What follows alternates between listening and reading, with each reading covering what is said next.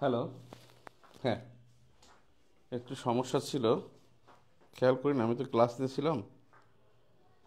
এখন দেখেন, আমাদের আসলে অষ্টম অধ্যায়, এটা বাংলাদেশের সরকার ব্যবস্থা, এবং এখান থেকে গত 12টা প্রিলিতে 17টি প্রশ্ন আসছে, এবং এর মধ্যে বিগতর মধ্যে একটা গুরুত্বপূর্ণ কোশ্চেন, বৃহত্তর জেলা কতটি, এটা 17টি, 19টি নাকি 21টি। এখন আমি যেটা বলতেছিলাম যে বৃহত্তর জেলা কতটি, এই প্রশ্নটা আসলে 1947 সালে আমাদের জেলা ছিল 17টি, সেখানে 16টি ছিল দেশভাগের আগে।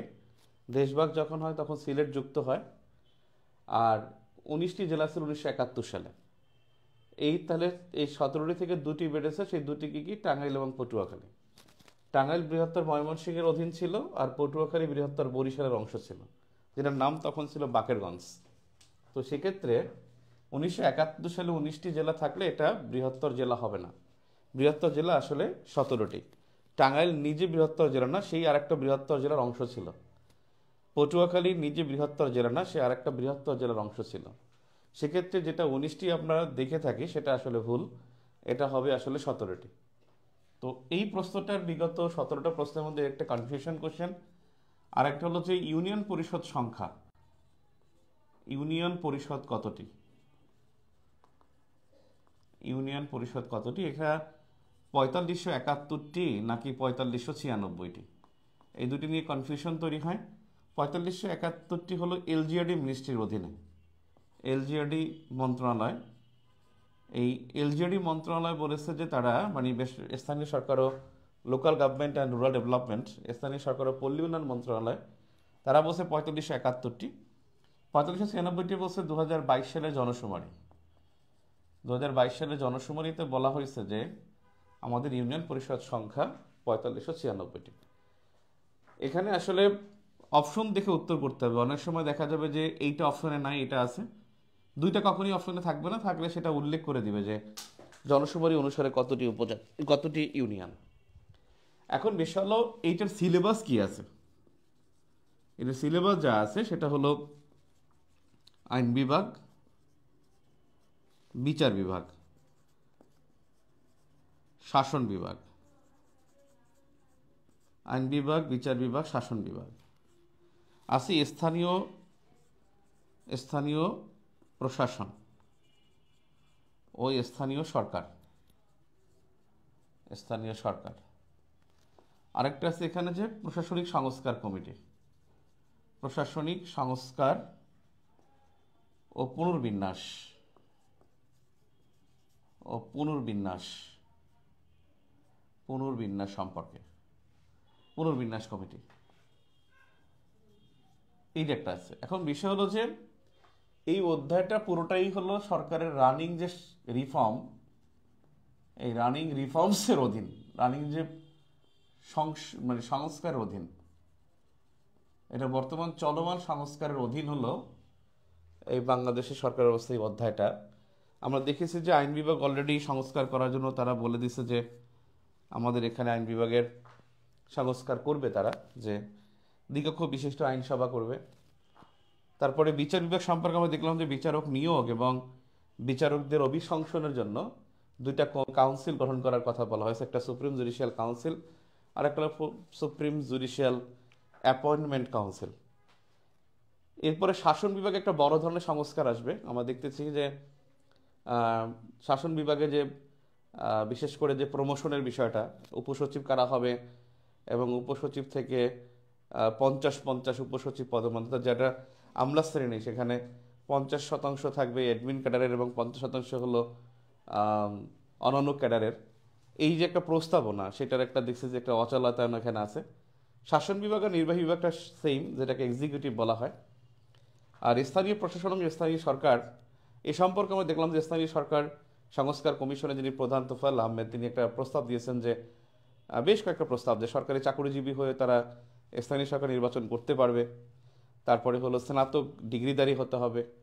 তারপরে হলো যে চেয়ারম্যান এবং হলো মেয়র, এদের আসলে এরা নির্বাচিত হবে বেসিক্যালি মেম্বারদের ভোটে, এরা জনগণের ভোটে হবে না। এটা চরম মনে হচ্ছে যে আসলে মানে অনেকটা মৌলিক গণতন্ত্র, যেটা বেসিক ডেমোক্রেসি, এই 1962-তে 59-এ যেটা 1959-এ যেটা ছিল যে আইয়ুব খানের, সেরকমের একটা প্রস্তাব মনে হলো। তবে এখানে প্রস্তাবগুলো একেবারে আমার কাছে ভালো লাগে না, কারণ আপনি যিনি ভোটার হওয়ার যোগ্য থাকবেন তিনি আসলে নেতৃত্ব দেওয়ার সুযোগ থাকবেন। এখানে শিক্ষাগত যোগ্যতাটা এটা একটা খুবই বার্ডেন। আসলে এটা কি জনপ্রিয়, এবং আমাদের কাছে মনে হয় যে শিক্ষাগত যোগ্যতাটা খুব বেশি ইম্পর্ট্যান্ট, কারণ এখানে জনকল্যাণে যে সম্পৃক্ত, সব ইসলাম শিক্ষার মূল কথাই হলো জনকল্যাণ। জনকল্যাণে যে শাখ থাকবে সেটা সে সনদধারী নাও হতে পারে, সনদধারী থাকতেও পারে। এটা আসলে সনদের ব্যাপারটা আনাটা খুবই আমার মনে হচ্ছে যে একটা ছাত্রদের একটা প্রেশারে এটা যুক্ত করা হয়েছে। এটা একটা মানে মানে জনপ্রিয় একটা প্রস্তাব, কিন্তু খুবই অহেতুক একটা প্রস্তাব, এবং এটা কখনোই মানা যায় না যে এক দেশের নাগরিককে আপনি শিক্ষা সনদ নাই সেই জন্য সে জনগণের নেতা হতে পারবে না, এটা হতে পারে না। এটা পৃথিবীর কোথাও নাই, আছে বলে আমার জানা নাই, কোথাও আছে বলে আমি কয়েকটা ঘাটছি, কিন্তু এটা দেখে আমি কয়েকটা দেশের ইলেকশন সিস্টেম দেখছি, সেখানে কিন্তু আসলে এডুকেশন কোয়ালিফিকেশন সম্পর্কে লেখা নাই। তো এরকম হলো পৃথিবীতে অনেক মুচি, অনেক এইটা সেটা, তারা কিন্তু সরকার প্রধান হইতেন না বা বড় বড় নেতা হইতেন না। সো এখানে আসলে জনকল্যাণে সম্পৃক্ততার বিষয়। এরপরে হলো যে চেয়ারম্যান এবং মেয়র, এটা আমাদের প্রেক্ষাপটে এটা কখনোই মানে যেটাকে বলে যে পেসিভ যে ভোট বা পরোক্ষ ভোট, এই পরোক্ষ ভোটটা এখানে আসলে যৌক্তিক না। আমাদের পরোক্ষ ভোট বাংলাদেশের দুইটা জায়গায় পরোক্ষ ভোট হয়। একটা হলো পরোক্ষ ভোট মানে হলো যে যারা নির্বাচিত প্রতিনিধি তারা ভোট দিয়ে বানায়, অর্থাৎ বাংলাদেশে পরোক্ষ ভোট হয় দুটি ক্ষেত্রে বর্তমানে। পরোক্ষ ভোট পরোক্ষ ভোট হয় দুটি ক্ষেত্রে। এক, প্রেসিডেন্ট নির্বাচন, আর একটা হলো জেলা পরিষদ। এখানে নির্বাচিত প্রতিনিধিগণ ভোট দেয়, জেলা পরিষদে ভোট দেয় স্থানীয় সরকারের যারা নির্বাচিত প্রতিনিধি, তারা ভোট দেয় জেলা পরিষদে। আর সরাসরি যারা আইনসভার সদস্য এমপি যারা, তারা ভোট দেয় প্রেসিডেন্ট নির্বাচনে। সো এটা হলো পরোক্ষ ভোট, অর্থাৎ জনপ্রতিনিধিদের ভোট পরোক্ষ ভোট এটা হয়। আর ওটা আসলে আরেকটা আছে যে মানে মহিলা এমপি যারা হন তারা হন আসলে একটা আসন থেকে দল থেকে মনোনয়ন হন, এটা পরোক্ষ ভোট না, ওটা রাজনৈতিক দলদের প্রতিনিধি হিসেবে তারা ভোটে অংশগ্রহণ করেন এবং তারা জয়ী হন। তাদের সরাসরি ভোট নাই, এখন থেকে সরাসরি ভোট হবে। সেই অধ্যায়ে আসলে পড়ানোর মতো ব্যবস্থা এখনও তৈরি হয়নি, সত্যি কথা। অষ্টম অধ্যায় নিয়ে পড়ার মতো পরিবেশ এখনও সৃষ্টি হয়নি। আমরা দেখছি গতকালকে একটা তথ্য মানে একটা বড় কলাম আসছে যে প্রধানমন্ত্রীর ক্ষমতা ক্ষমতা সংকুচিত করা হবে, অর্থাৎ প্রধানমন্ত্রীর ক্ষমতা হ্রাস করা হবে, সেজন্য একটা প্রস্তাবনা উঠেছে। এভরিথিং অল আর হলো প্রপোজালস, এখানে কিন্তু এখন পর্যন্ত কনক্রিট কোনো সিদ্ধান্তের মধ্যে আসা হয়নি এবং কনক্রিট কোনো ডিসিশনেও যাচ্ছে না। সেক্ষেত্রে যে কি হচ্ছে আমরা আরও সময় না নিয়ে এটা বলতে পারতেছি না। এটা আসলে পরীক্ষার আগে আগে আমাদের দেখতে হবে যে আসলে সর্বশেষ প্রস্তাবনা কি, বা কোনটি পাস হয়ে গেছে বা কোনটি রিসিভ হয়ে গেছে বা অ্যাকসেপ্ট হয়ে গেছে বাই প্রেসিডেন্ট বা অর্ডিন্যান্স, তখন এটা বলা যাবে। এখানে একটা বিষয় আমরা এইটা দেখতে পারি যে নিকার সম্পর্কে পড়তে পারি। এটা হলো ন্যাশনাল ইমপ্লিমেন্টেশন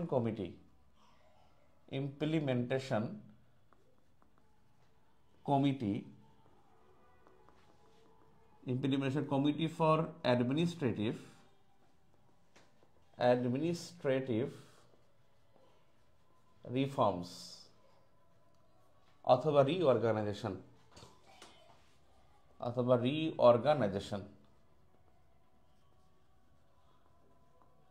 অর্থাৎ জাতীয় প্রশাসনিক সংস্কার ও পুনর্বিন্যাস কমিটি।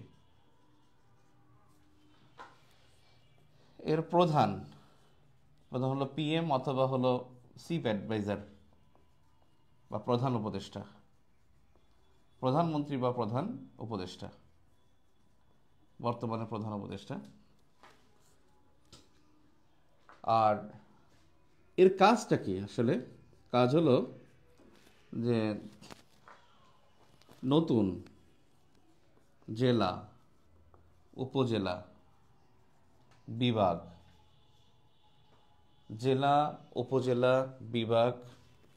মন্ত্রণালয়, মন্ত্রণালয়, তারপর হলো ইউনিয়ন, থানা, তারপরে হলো আপনার গ্রাম, গ্রাম গঠন বা পুনর্বিন্যাস, এই কাজগুলো তারা করে থাকে। তবে সংসদীয় যে আসন, এটা কাজ কিন্তু তাদের না। এই সংসদীয় আসন ঠিক করে আরপিও, গণপ্রতিনিধিত্ব আদেশ, আরপিও বা গণপ্রতিনিধিত্ব আদেশ, আরপিও বা গণপ্রতিনিধিত্ব আদেশ অর্থাৎ representation of the people order, representation of the people order বা গণপ্রতিনিধিত্ব আদেশ, এরা হলো ঠিক করে, যেটি আদেশটা হলো 1972 এর। ওদের কাজ হলো সংসদের আসন ঠিক করা। ওদের কাজ কখনোই এই মন্ত্রণালয় অথবা হলো মানে এই জেলা উপজেলা করা, এটা তাদের কাজ নয়।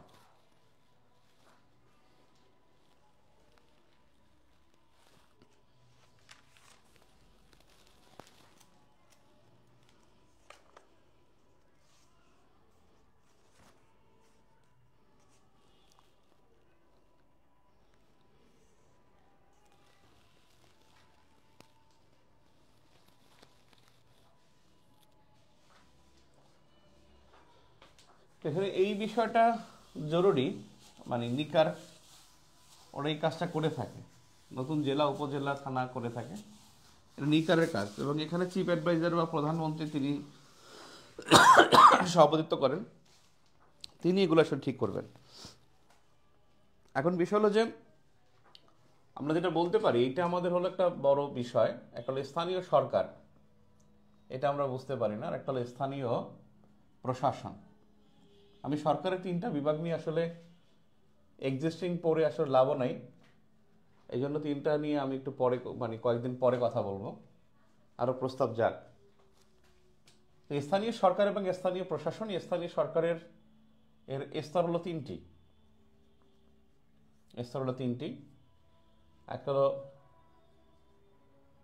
একটা হলো গ্রাম্য,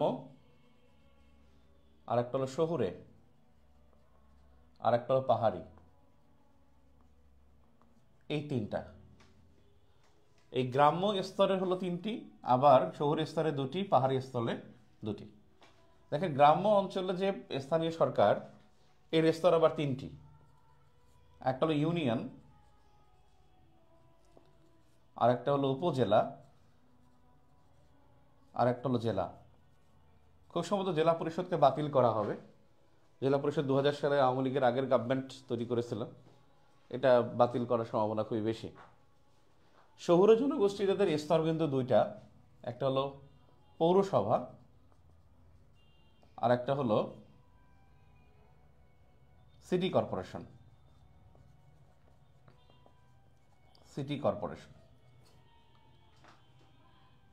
এর মধ্যে পাহাড়ি অঞ্চলে আবার 2টি স্তর, একটা পার্বত্য আঞ্চলিক পরিষদ, পার্বত্য জেলা স্থানীয় সরকার পরিষদ।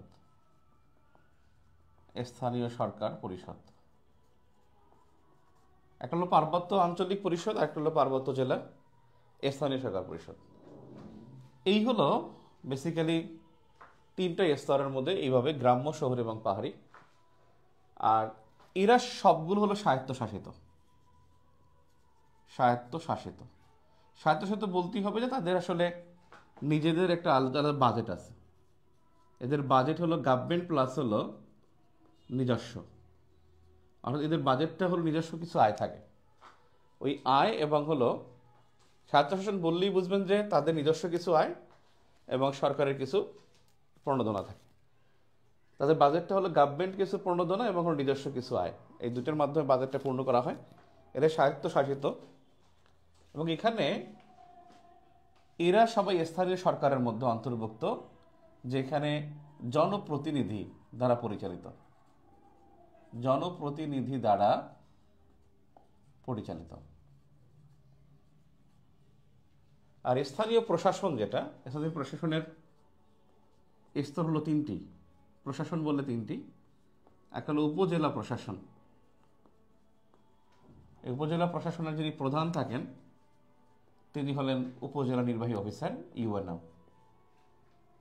2 নম্বরে জেলা প্রশাসন। এর প্রধান যিনি থাকেন তাকে বলা হন ডেপুটি কমিশনার বা ডিসি। ডেপুটি কমিশনার অথবা ডিসি অথবা ডিএম মানে ডিস্ট্রিক্ট ম্যাজিস্ট্রেট। ডিস্ট্রিক্ট ম্যাজিস্ট্রেট যেটাকে ডিএম বলে, অথবা জেলা প্রশাসক। অনেক 3টা নাম আর কি এটার। জেলা প্রশাসক, জেলা প্রশাসকের নাম 3টা। একটা ডেপুটি কমিশনার বা ডিসি, ডেপুটি কমিশনার মানে হলো ডিসি, আর একটা হলো ডিস্ট্রিক্ট ম্যাজিস্ট্রেট বা ডিএম, আর একটা হলো জেলা প্রশাসক। 3 নম্বর বিভাগীয় প্রশাসন।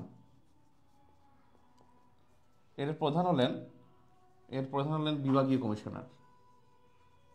বিভাগীয় কমিশনার। এখানে ইউনো যিনি হন তিনি হলেন সিনিয়র সহকারী সচিব পদমর্যাদার। সিনিয়র সহকারী সচিব।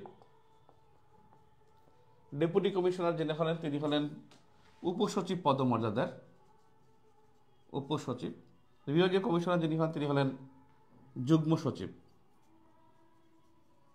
কিন্তু এখানে দেখা যায় যুগ্ম সচিব র্যাঙ্ক, কিন্তু অনেক সময় এখানে অতিরিক্ত সচিবগণ তারা দায়িত্ব পালন করে থাকেন। কারণ অতিরিক্ত সচিবগণ তারা মনে করেন যে এখানে যুগ্ম সচিব পদমর্যাদার হলেও এটা খুব ভালোভাবে তারা এনজয় করেন, কিন্তু পদমর্যাদা হলো যুগ্ম সচিবের। কিন্তু অনেক অতিরিক্ত সচিবরা এখানে কর্মরত থাকেন। বেসিক্যালি স্থানীয় প্রতিনিধি দ্বারা, জনপ্রতিনিধি দ্বারা পরিচালিত হলো স্থানীয় সরকার, আর স্থানীয় প্রশাসন হলো আমলা শ্রেণী দ্বারা পরিচালিত। আমলা দ্বারা পরিচালিত, আমলা দ্বারা পরিচালিত তারা হলো স্থানীয় প্রশাসন, আর জনপ্রতিনিধি দ্বারা পরিচালিত তারা হলো স্থানীয় সরকার। এটা হলো মূল বিষয় এখানে। আপনারা ঢাকা বিশ্ববিদ্যালয়ের ভর্তি পরীক্ষার প্রশ্ন দেখেছেন, এখানে কিন্তু প্রচুর পরিমাণে, যেটাকে বলা যায় যে প্রচুর পরিমাণে এখানে এই সরকারের বিষয়গুলো এখানে অন্তর্ভুক্ত আছে। আপনারা দেখছেন ডক্টর ইউনূসের 3G তত্ত্ব পরীক্ষা আসছে। এখানে পরীক্ষা আসছিল অন্তর্বর্তীকালীন সরকারের নারী মন্ত্রী কয়জন। এখানে পরীক্ষা আসছে আবু সাঈদের বিষয়। এখানে পরীক্ষা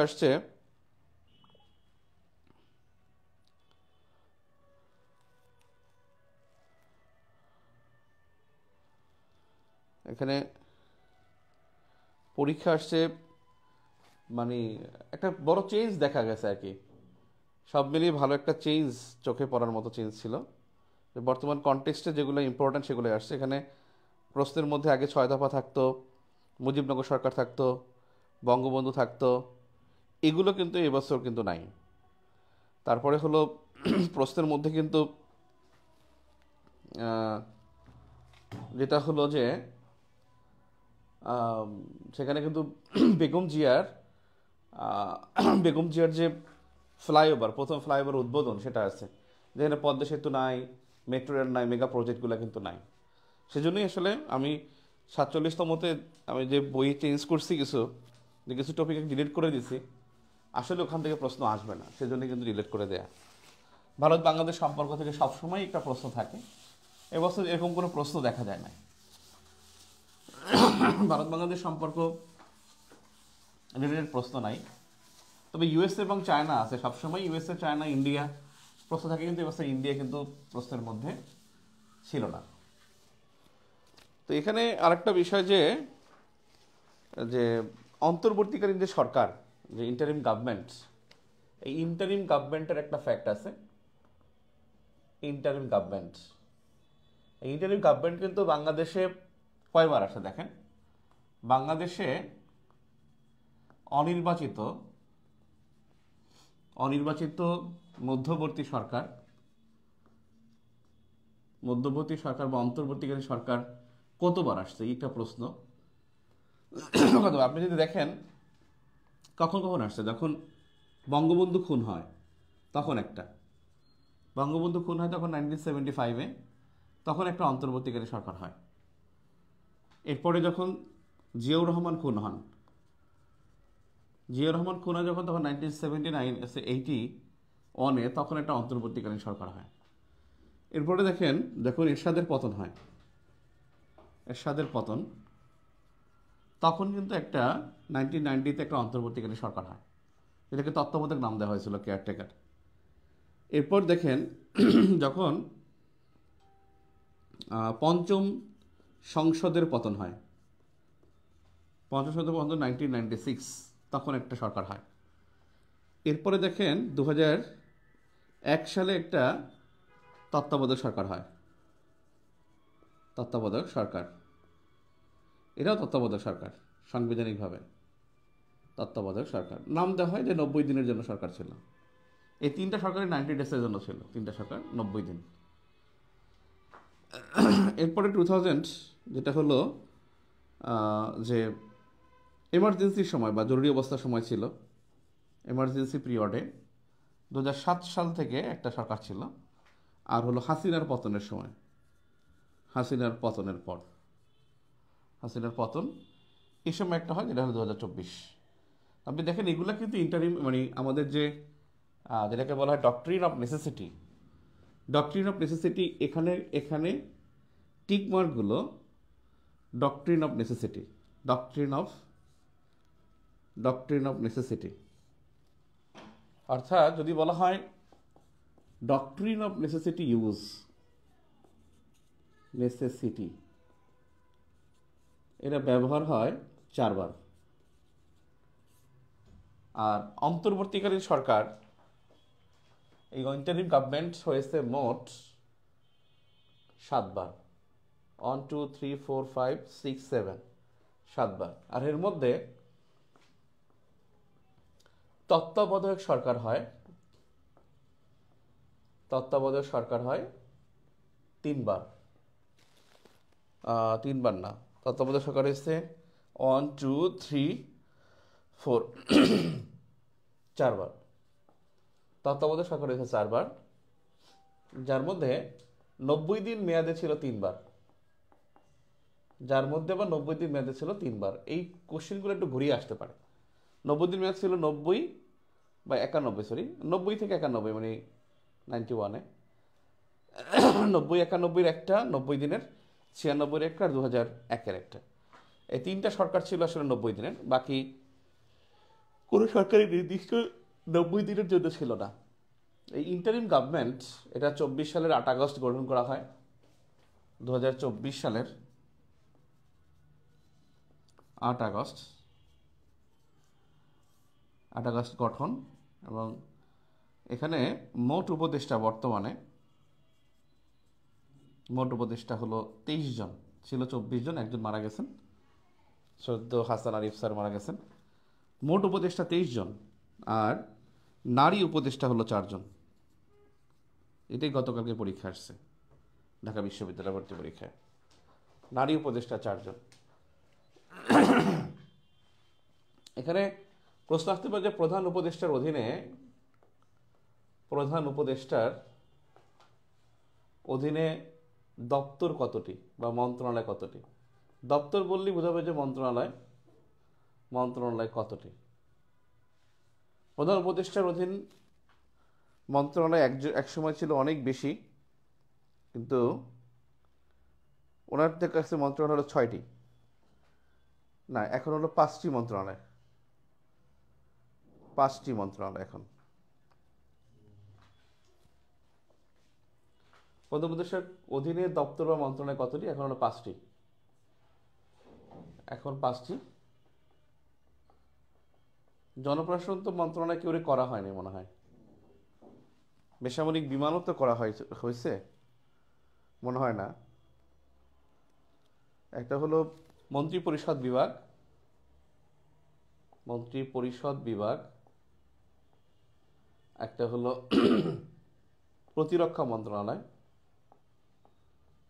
খাদ্য মন্ত্রণালয় ছিল, এটা ছেড়ে দিয়েছে, প্রতিরক্ষা মন্ত্রণালয়, জনপ্রশাসন মন্ত্রণালয়, তারপরে হলো সশস্ত্র বাহিনী বিভাগ, সশস্ত্র বাহিনী বিভাগ। বেসামরিক বিমান কি রাখছে নাকি রাখে নাই? বেসামরিক বিমান, এটা একটু কোশ্চেন মার্ক। 4টি হয় মনে হয়, যদি আমাদের বই যখন বেরোছে তখন 6টি ছিল, এখন এটা কমে গেছে। যখন বই বেরোছিল তখন বেশি ছিল, একটু চেক করে দেখি।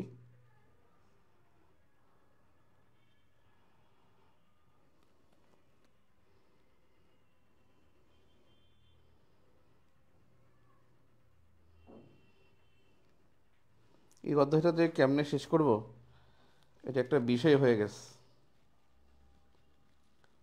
প্রধান উপদেষ্টার মধ্যে মন্ত্রণালয় 5টা, রাইট? 5টা, এই পাঁচটাই প্রধান উপদেষ্টার অধীনে।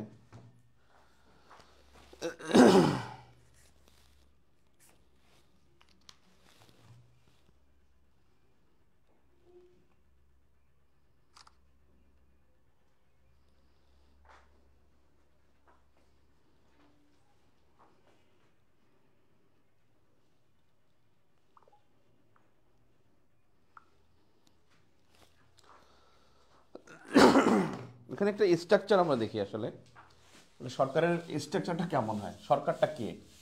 অনেক সময় দেখবেন আসিফ নজরুল নিজেও বলেন যে সরকার ব্যবস্থা গ্রহণ করবে। সরকারটা কে আসলে, সরকার আসলে কি, এটা একটা ফ্যাক্ট।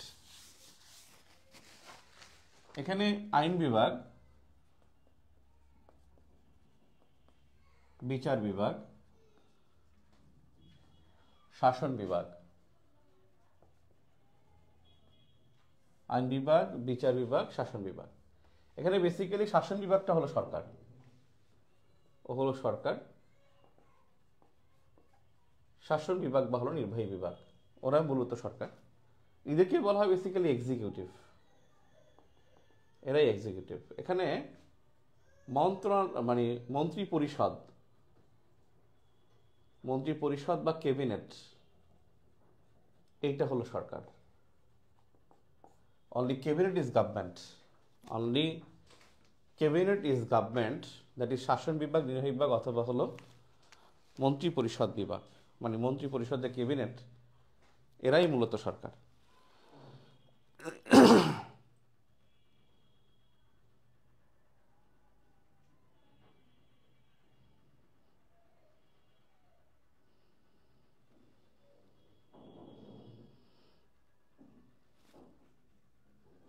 এখন বিষয় হলো যে এই শাসন বিভাগ যে, এদের কাঠামোটা কি? সচিবালয়, মন্ত্রণালয়। বেসিক্যালি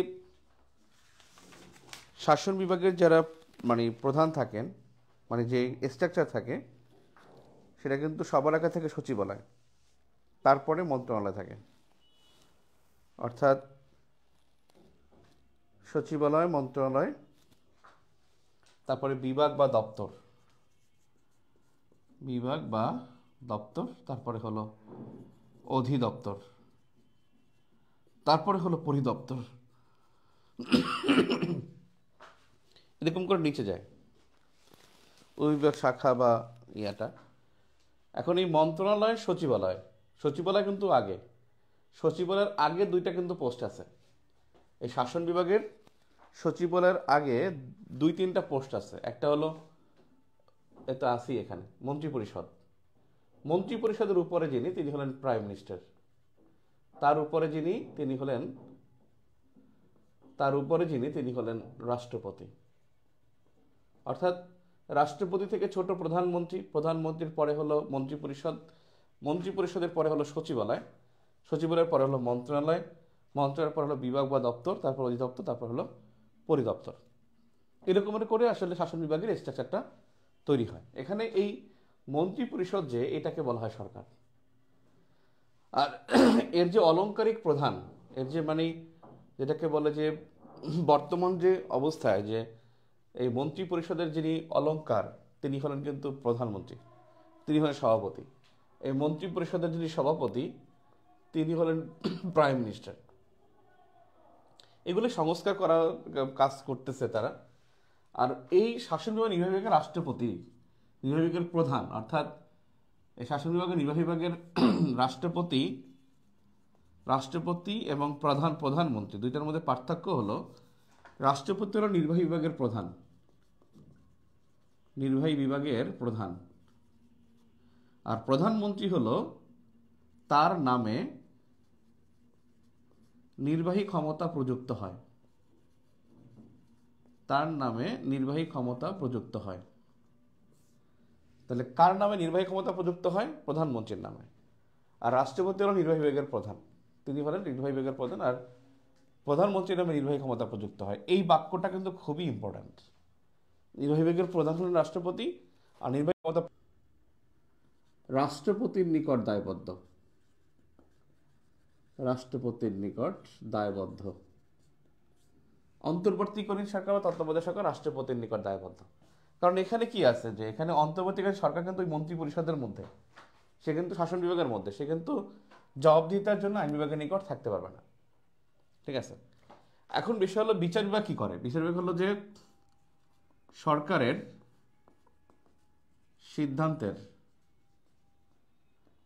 সিদ্ধান্তের ও গণতন্ত্রের রক্ষা কবচ, রক্ষা কবচ। সে হলো মানে আইনের ব্যাখ্যা প্রদান করে, আইনের ব্যাখ্যা প্রদান করে হলো বিচার বিভাগ। এবং সরকারের সিদ্ধান্তের গণতন্ত্রের অন্যতম রক্ষা কবচ সে হলো বিচার বিভাগ। ইন্নালিল্লাহ, সি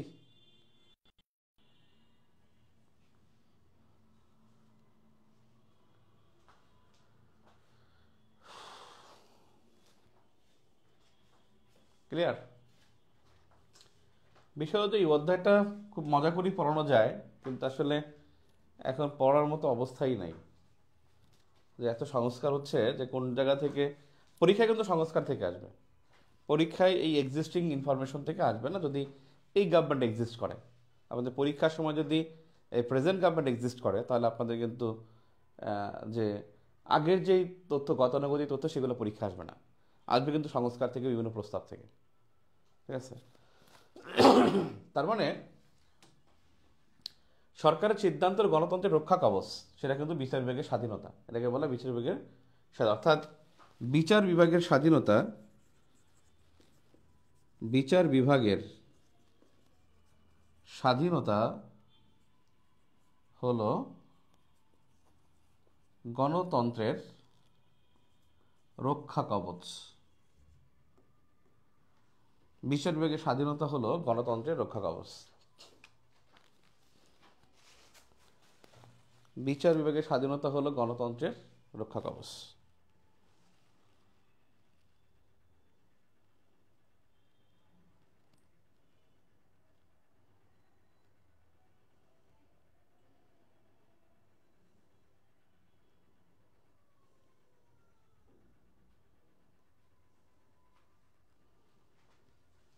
ক্লিয়ার। আমাদের বর্তমানে সচিবালয় আছে কিন্তু 5টা, সচিবালয় 4টি আছে। আরেকটা বললাম না লাস্ট ক্লাসে, যে একটি হবে, সেটা হলো বিচার বিভাগীয় সচিবালয়, বিচার বিভাগীয় সচিবালয়। তাহলে সচিবালয় আছে হলো 4টি, আরও একটি হবে। মন্ত্রণালয়, আমাদের মন্ত্রীর পদমর্যাদা এখন আছেন 24 জন, কিন্তু মন্ত্রণালয় কিন্তু আমাদের মন্ত্রণালয়ের সংখ্যা কিন্তু অনেক বেশি। আমাদের মন্ত্রণালয় হলো 43টি মন্ত্রণালয়, 43টি মন্ত্রণালয়। বিভাগ মিলে 58টি, মন্ত্রণালয় প্লাস বিভাগ এই দুইটা মিলে বললে 58টি, আর মন্ত্রণালয় হলো 43টি মন্ত্রণালয়। সেখানে রাষ্ট্রপতির কার্যালয় এবং প্রধানমন্ত্রীর কার্যালয় সহ। তবে এই দুটো না থাকলে 41টি, এই দুটো না থাকলে হবে 41টি, যে প্রধানমন্ত্রীর কার্যালয় সহ 43টি। এবং যদি বলা হয় পিএম সহ, যদি না বলে মন্ত্রণালয়, যদি সংক্ষিপ্ত করে মন্ত্রণালয় কয়টি, তাহলে 41টি। যদি বলা হয় যে পিএমও মানে প্রধানমন্ত্রীর কার্যালয় প্লাস হলো রাষ্ট্রপতির কার্যালয়, এই রাষ্ট্রপতির কার্যালয় সহ কতটি? তাদের 43টি। আর শুধু বললে মন্ত্রণালয় তাহলে 41টি দেখাবে। অনলি মিনিস্ট্রি হলো 41, মন্ত্রণালয় প্লাস বিভাগ, মন্ত্রণালয় প্লাস মানে প্রধানমন্ত্রীর কার্যালয় এবং রাষ্ট্রপতির কার্যালয় সহ কতটি, সেটা বললে আপনি বলবেন যে তখন বলতে হবে আপনাকে যে 43টি। আর যদি বলে মন্ত্রণালয় প্লাস বিভাগ কতটি, তাহলে 58টি, 58। আমি ক্লাসের ক্লিয়ার। আর এই বিভাগ বিভিন্ন মন্ত্রণালয়ের একাধিক বিভাগ থাকে, যেমন স্বরাষ্ট্র মন্ত্রণালয় 2টা বিভাগ, অর্থ মন্ত্রণালয় 4টি বিভাগ, তারপরে তথ্য মন্ত্রণালয় 2টি বিভাগ, এরকমের বিভাগ থাকে অনেকগুলো। প্রত্যেকটা বিভাগ সচিবের মর্যাদা থাকে। যেমন অর্থ মন্ত্রণালয়ের সচিব কিন্তু 4 জন, অর্থ মন্ত্রণালয় কিন্তু অর্থ সচিব 1 জন না, অর্থ মন্ত্রণালয়ের সচিব কিন্তু 4 জন। একজন হলো আপনার অভ্যন্তরীণ সম্পদ বিভাগের, একজন হলেন বহির সম্পদ বিভাগের, একজন হলেন আপনার অর্থনৈতিক সম্পর্ক বিভাগের, আরেকজন আর্থিক প্রতিষ্ঠান বিভাগের। এরকমের 4টা বিভাগে 4 জন সচিব থাকে, প্রত্যেকটা বিভাগে 1 জন করে সচিব থাকবেন। এই অধিদপ্তরের যে প্রধান, তাকে বলা হয় মহাপরিচালক, মহাপরিচালক বা ডিজি। এবং এখানে সাধারণত কিছু কিছু অধিদপ্তরকে বলা হয় গ্রেড অন। যেমন আমাদের খাদ্যের যে অধিদপ্তরের যে প্রধান, তাকে গ্রেড অন বলা হয়, অর্থাৎ সচিব পদমর্যাদার যে তিনি এখানে মহাপরিচালক হন।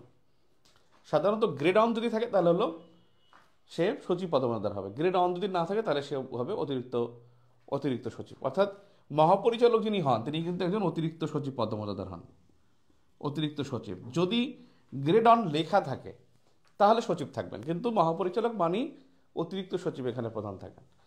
পরিদপ্তর যে, এই পরিদপ্তরে যিনি প্রধান থাকেন তিনি একজন উপসচিব র্যাঙ্কের। পরিদপ্তরের প্রধান থাকেন একজন উপসচিব, যুগ্ম সচিবও না, এখানে থাকেন একজন অতিরিক্ত মানে উপসচিব। অর্থাৎ পরিদপ্তরের প্রধান উপসচিব, ওই দপ্তরের প্রধান হলেন মহাপরিচালক। আর যদি শাখা বলে শাখা, তাহলে এটা সিনিয়র সহকারী সচিবের শাখা হবে বা সহকারী সচিব এই পদমর্যাদার হবে। ক্লিয়ার? এখন আমাদের যে মানে একটা বিষয় আছে সিভিল সার্ভিস যে পোস্টটা, এই সিভিল সার্ভিস নিয়ে আপনার কিছু তথ্য জানতে হবে। সিভিল সার্ভিসে কাজটা কি, সিভিল সার্ভিস কি করবে?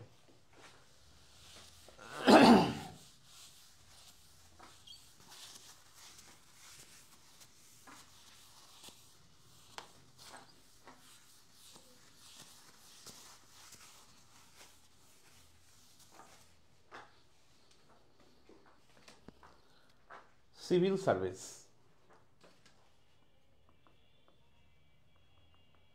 সিভিল সার্ভিস মানে বেসামরিক সেবা, বেসামরিক কর্মকর্তারা তারা সিভিল সার্ভিসে যোগ দেবেন এবং এর একটা পরীক্ষা দিয়েছে, তার নাম বিসিএস। এই বিসিএস এ ক্যাডার পোস্ট, এই ক্যাডার পোস্ট হলো 26টা। বিসিএস এ ক্যাডার পোস্ট 26টা, তার মধ্যে জেনারেল ক্যাডার বেশি আর পোস্ট কম, মানে প্রফেশনাল ক্যাডার কম। অর্থাৎ সাধারণ ক্যাডার হলো 14টি সাধারণ ক্যাডার বা জেনারেল ক্যাডার, আর 12টি হলো প্রফেশনাল ক্যাডার, আর সাধারণ ক্যাডার হলো 14টি। এখন বাংলাদেশ বিসিএস মানে কিন্তু বাংলাদেশ সিভিল সার্ভিস। এর আগে যারা ছিল তাদেরকে বলা হতো সিএসপি কর্মকর্তা, মানে সিভিল সার্ভিস অফ পাকিস্তান।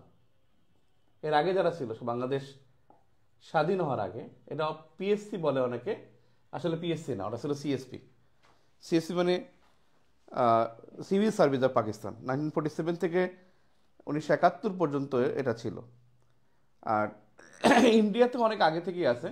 এই সিএসপি ক্যাডার হলো 1947-এ চালু হয়, আর বিসিএস চালু হয় 1972-তে। বিসিএস চালু হয় 1972-তে, আর সিএসপি এটা চালু হয় আপনার 1947-এ। আর আইসিএস যেটা এর আগে যেটা ছিল তার নাম ছিল আইসিএস ছিল 1861 সালে শুরু হয়। ইন্ডিয়ান সিভিল সার্ভিস এখনও তাদের নাম এটা, তবে এদের ফরেন সার্ভিসটা আলাদা করে হয়, আইপিএস আলাদা করে হয়। ইন্ডিয়ান পুলিশ সার্ভিস আর ইন্ডিয়ান ফরেন সার্ভিস আইএফএস এবং আইসিএস, এটা মানে আইএফএস, ওটা বলে আইএফএস মানে ইন্ডিয়ান ফরেন অ্যাফেয়ার্স সার্ভিস। এটা হলো মানে ইন্ডিয়ান বিষয়, কিন্তু ইন্ডিয়ান আইসিএস এটা 1861 সাল থেকে ছিল। তারও আগে সিসিএস ছিল, ইস্ট ইন্ডিয়া কোম্পানি একটা চালু করেছে সিসিএস 1786। এরও আগে ছিল সিসিএস 1786, 1700 অর্থাৎ সেন্ট্রাল সিভিল সার্ভিস এরকম একটা নাম ছিল। তো সেটা হলো সিসিএস, এটা ছিল 1786। এরপর 1861 হয়েছে আইসিএস, 1947 সালে পাকিস্তানে ছিল সিএসপি, আর 1972 সালে বাংলাদেশ হয়েছে বিসিএস। এই বাংলাদেশ সিভিল সার্ভিস এটার জন্য যে দেখভাল করে, যে বিসিএস এই দেখভাল করে হলো public service, Bangladesh public service commission. এই পাবলিক সার্ভিস কমিশন 8 এপ্রিল 1972 প্রতিষ্ঠা হয়, 1972 প্রতিষ্ঠা হয়। এবং প্রতিষ্ঠাকালে কিন্তু বলা হয় যে দুটি সিভিল সার্ভিস হবে, মানে দুটি পাবলিক সার্ভিস কমিশন হবে। এবং এখানে প্রতিষ্ঠাকালে দুটি পাবলিক সার্ভিস কথা বলা হয়, দুটি পিএসসি গঠনের কথা বলা হয়, মানে এখানে দুটি বলছে কেন, একটা হলো ক্যাডার দেখবে আর একটা নন ক্যাডার দেখবে। দেখেন যে পাবলিক সার্ভিস নন ক্যাডার আলাদা আলাদা হবে, কিন্তু এখন পর্যন্ত তারা আলাদা করতে পারেনি, এবং টুটিল এটা আলাদা হয়নি। এবং এটা নিয়ে কিন্তু খুব আলোচনা, যে মাঝে মাঝে আলোচনা হয় যে হবে, সেটা হয়নি। আরেকটা বিষয় হলো এখানে সদস্য কয়জন হবে, এখানে সদস্য হবেন কিন্তু 21 জন, সর্বোচ্চ সদস্য। পাবলিক সার্ভিস কমিশনের সর্বোচ্চ সদস্য হবে 21 জন, এবং এখানে অর্ধেকের বেশি ভোটে এখানে কোরাম পাস হবে। এখন এই কোরাম সংকটের কথা, যেটা 9 জনে কোরাম হয়, এবং সেই 9 জন মেম্বারই এখন আছেন। 9 জনের মেম্বার হয়, অর্থাৎ 9 জন হলো যে 7 ভাগের 3 ভাগ, 7 ভাগের 3 ভাগ, এই 3 ভাগ উপস্থিত থাকলে সেটা কোরাম হয়। এবং 3 7 21 জনের মধ্যে 9 জন থাকলে সেখানে কোরাম হয়। এই জন্য কোরাম অনুসারে তারা সিদ্ধান্ত গ্রহণ করতে পারতেছে। আপনারা দেখছেন প্রথমে 6 জন নিয়োগ দিয়েছিল বা 5 জন, তারা কিন্তু কাজ করতে পারে না। পরে আবার কয়েকজনকে নিয়োগ দেওয়ার পর কাজ করতে পারছে। এরপর 6 জন নিয়োগ দেওয়ার কথা বলে আবার ক্যান্সেল করেছে। সো এখন পর্যন্ত এটা কোরাম তৈরি হচ্ছে, বাট 21 জন সর্বোচ্চ নিয়োগ দিতে পারবেন। এখন বিষয় হলো যে এই সিভিল সার্ভিসের মানে প্রথমে এই 72 সালে কতটা ক্যাডার ছিল, এটা কিন্তু পরীক্ষা আসতে পারে। 1972 সালে সিভিল সার্ভিসের ক্যাডার মানে সিভিল সার্ভিসের পোস্ট, সেই 72 সালে সিভিল সার্ভিসের ক্যাডার পোস্ট, এই ক্যাডার পোস্ট ছিল কিন্তু প্রথমে 31টি ক্যাডার ছিল। প্রথমে ক্যাডার পোস্ট ছিল 72 সালে, 8 এপ্রিল 1972 যখন গঠন হয় তখন ক্যাডার পোস্ট ছিল 31টি ক্যাডার পোস্ট ছিল 31টি, আর প্রবেশের বয়স ছিল 27 বছর। প্রবেশের বয়স ছিল 27 বছর, এবং 1991 সালে গিয়ে হয়েছে 30 বছর, আর 2024 সালে গিয়ে হয়েছে 32 বছর। আরও খেয়াল করেন, 1972 সালে যখন বাংলাদেশ সিভিল সার্ভিস চালু হয় তখন ক্যাডার পোস্ট ছিল 31টি, প্রবেশের বয়স ছিল 27 বছর। 91 সালে এটা হয় 30 বছর, 24 সালে হয় 32 বছর, 24 সালে হয় গিয়ে 32 বছর। এবং এই ক্যাডার পোস্ট 31 থেকে কমতে কমতে এখন 26তে আসছে। যেমন আপনার টেলিকমিউনিকেশন ক্যাডার ছিল, ওটা বাতিল হয়ে গেছে। তারপরে ছিল আপনার জুডিশিয়াল সার্ভিস কমিশন বা জুডিশিয়াল ম্যাজিস্ট্রেট একটা পোস্ট ছিল, সেটা বাতিল হয়ে গেছে ওই যে বিচার বিভাগ স্বাধীন হওয়ার পরে। তারপরে আপনার ইকোনমিক ক্যাডার ছিল, এটা মার্চ হয়ে গেছে অ্যাডমিন ক্যাডারের সাথে। তারপরে এরকম কিছু ক্যাডার ছিল, কয়েকটা ক্যাডার বাতিল হওয়ার কারণে এখন 26টি ক্যাডার আছে, মানে 5টি ক্যাডার বিভিন্ন সময় বাতিল হয়ে গেছে। ক্লিয়ার? আর এই সিভিল সার্ভিসে যারা প্রবেশ করে সবাই কিন্তু সহকারী সচিব পদমর্যাদার। প্রবেশ মর্যাদা সহকারী সচিব পদমর্যাদার। এখন সে এডুকেশন ক্যাডার হতে পারে, সে প্রফেশনাল ক্যাডার হতে পারে, সে অ্যাডমিন ক্যাডার হতে পারে, সবারই সহকারী সচিব। এবং এই সহকারী সচিব পদটা শুধুমাত্র আছে ফরেন অ্যাফেয়ার্সে। ফরেন অ্যাফেয়ার্স যে হয় তাকে প্রথমেই সহকারী সচিব হিসেবে নিযুক্ত করা হয়। আর অ্যাডমিন ক্যাডার যারা হয় তারা কেউ সহকারী সচিব হিসেবে মন্ত্রণালয়ে পোস্টিং পায় না, মানে প্রথম পোস্টিংটা কিন্তু তাদের মাঠ পর্যায়ে বিভাগীয় কমিশন কার্যালয়ে তারা কিন্তু জয়েন করেছে। অ্যাডমিন ক্যাডার দেখছেন না যে সেদিন জয়েন করলো 15 তারিখে, তারা কিন্তু কোনো জায়গায় মানে মন্ত্রণালয়ে তারা কিন্তু জয়েন করে না, তারা সরাসরি জয়েন করেছে বিভাগীয় কমিশনারের কার্যালয়, এবং সেখান থেকে এখন তারা জেলায় বিভিন্ন জেলায় তারা পদায়ন আছে। ক্লিয়ার? এখন এদের প্রশিক্ষণের ব্যবস্থা আছে, এটা সেটা অনেক কিছু আছে। তবে বিপিএসসির সংস্কারের জন্য তারা কমিশন করার একটা প্রস্তাব পাঠিয়েছে, বিপিএসসিও তারা সংস্কার করবে, সেখানেও হয়তো বা তারা মেম্বার নিয়োগে বিভিন্ন শর্ত আরোপ করবে। এটাও দেখার বিষয়, এটাও দেখার বিষয়। আপনি এই পাবলিক সার্ভিস কমিশনের যিনি সদস্য হন, এই সদস্য হওয়ার যোগ্যতা, এদের যোগ্যতা হলো 20 বছর সিভিল সার্ভিসে কাজ করা, 20 বছর রাষ্ট্রীয় দায়িত্ব পালন, রাষ্ট্রীয় দায়িত্ব পালন। 20 বছর যদি তার রাষ্ট্রীয় দায়িত্ব পালনের মানে যোগ্যতা থাকে, তাহলে তিনি কিন্তু এবিপিএসসির সদস্য হতে পারবেন। এত নিয়ে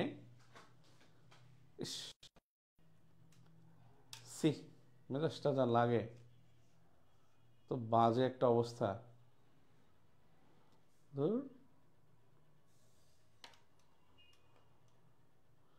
আমি একটু রিপিট করি। সিভিল সার্ভিস বাংলাদেশ বিসিএস কর্মকর্তা, তারা বাংলাদেশ সিভিল সার্ভিস 1972-তে চালু হয়। এর আগে 47 থেকে 72 পর্যন্ত নাম ছিল সিএসপি, মানে সিভিল সার্ভিস অফ পাকিস্তান। 47 সালে, 47-এর আগে ছিল 1861 সাল থেকে আইসিএস বা ইন্ডিয়ান সিভিল সার্ভিস। 1861-র আগে নাম ছিল সিসিএস বা 1786 সালে, এরা ইস্ট ইন্ডিয়া কোম্পানি কর্তৃক ছিল। বিসিএস এটা 72 সালে চালু হয়, যখন চালু হয় তখন ক্যাডার পোস্ট ছিল 31টা, বর্তমানে ক্যাডার পোস্ট 26টা, তার মধ্যে জেনারেল 14টা, প্রফেশনাল 12টা। আর 72 সালের 8 এপ্রিলে বিপিএসসি প্রতিষ্ঠা করা হয়, এবং এটা বলা হয়েছিল প্রতিষ্ঠার সময় দুটি পিএসসি গঠন করা হবে, একটা ক্যাডার এবং একটা নন ক্যাডার বা অন্যান্য। আর বলা হয়েছিল এই সদস্য হবে 21 জন। এটা 2023 সালে এটা সংস্কার করে 21 জন করা হয়েছিল, আগে ছিল 15 জন সদস্য হতে পারবে, এখন 21 জন হতে পারবে। আর 8 এপ্রিল 1972 সালে বলা হয়েছিল যে 31টি ক্যাডার থাকবে, প্রবেশের বয়স থাকবে 27 বছর। 91 সালে এটা হবে 30 বছর, 24 সালে হবে 32 বছর। এই হলো বিষয়। আর যে বিষয়টা হলো যে বিপিএসসিতে সদস্য হওয়ার যোগ্যতা হলো অন্তত যে 50% রাষ্ট্রীয় দায়িত্ব পালন করেছে 20 বছর, তারা থাকতে পারবেন। বাকি 20 জন এটা রাষ্ট্রপতির নির্ভর করবে যে রাষ্ট্রপতি কাদেরকে নিয়োগ দিবেন। কিন্তু 50% মিনিমাম 20 বছর রাষ্ট্রীয় দায়িত্ব পালন করেছে তাদের মধ্য থেকে হতে হবে। ঠিক আছে, ওকে, ইনশাল্লাহ দেখা হবে আগামী পরশু দিনের ক্লাসে। আমরা ওই দিন এক্সাম সলিউশনের ক্লাস নেব, এক্সাম সলিউশন, এবং এই পর্যন্ত যা যা সংস্কার হয়েছে সেই সংস্কারগুলো একটু আলোচনা করব এই 8ম অধ্যায়ের মধ্যে, যে কি কি সংস্কার এখন পর্যন্ত হলো যেটা আমরা পড়ে রাখতে পারি। মানে সংস্কার প্রস্তাব, সংস্কার তো এখনো হয়নি, কারণ অর্ডিন্যান্স অনেকগুলোরই জারি করা হয়নি। ঠিক আছে।